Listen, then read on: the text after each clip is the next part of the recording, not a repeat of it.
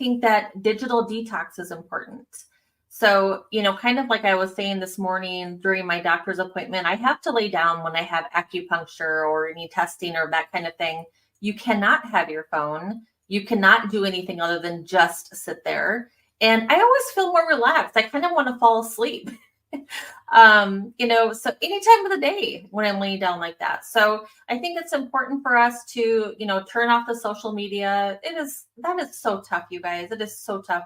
But if it's constantly going in your mind, that's all you're going to think about.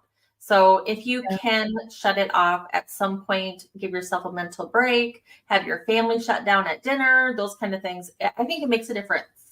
Yeah, totally. And it's one that I don't practice very well. So it's something I should do way better at.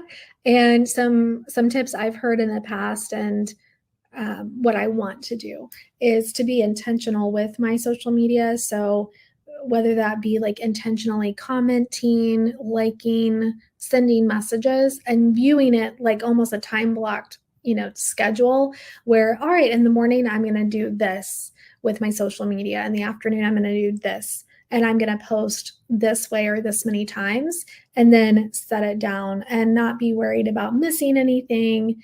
I mean, honestly, like if it's important, it'll come to you, right? So there's just so many things. And I think that that's part of the problem and addiction with all social media is that fear of, oh, I'm going to miss what's going on.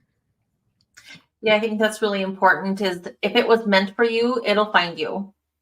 If you're not seeing it, it's probably God's protecting you from it, whatever the case is. But you're not going to miss anything. It's going to be okay. Someone will call you if they need you. I think that's my generation more. Brad and I were talking about that. When we were kids, it was, you go outside and play. You come home when the lights turn on. That means it's dinner time. Things were simple, and of course, there were still challenges, but we didn't have to worry about this. Like, what did he or she say? Is someone doing more than me? Is someone doing less than me? All those kind of things. I mean, we have it on our phone to find out how to feel icky every day. I mean, if you want to feel icky, you can go find it right now.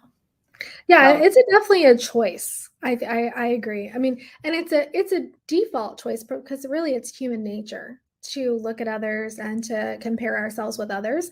But what if we intentionally, when we're commenting, liking, messaging people, what if our intention is I'm gonna run my list. If you weren't in the training yesterday with the inner circle, it was so good.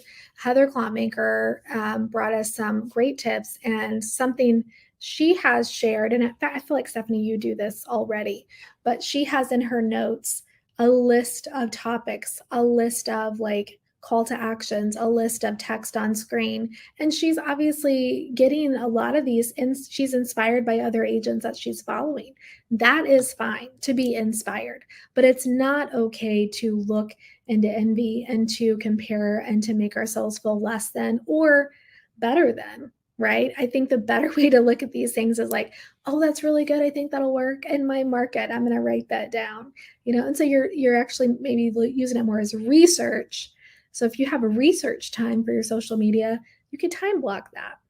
It's so much better than just scrolling mindlessly. No, I agree with that. And what I have found as well is that if you are just feeling envy and icky, and jealous and all those things are kind of coming up when you see a certain person or a product or whatever the case is, don't be afraid to snooze them or, those kind of things because, I'm happy for the people that I'm also envious of. So it's just like that conflicting kind of feeling. And that's where I'm like, you know what, this isn't good for me. I'm just, I love them. I do want happiness for them. It's just that feeling of, am I doing enough? Should I be doing more? That starts to make me feel envious, if that makes sense. So I think, snoozing those people is okay.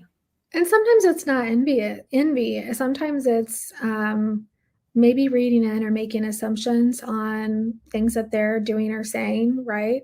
And Right. so just ask yourself, just have a self check. Stephanie, I think you've even said this, and maybe Katie as well. Like, when something comes up, if you get a pit in your stomach, you don't need to see that. You just remove. That's the beauty of social media, right? We can block, we can, I'm not suggesting you go block everybody, but like you said, snooze. There's lots of different ways that you can control your feed.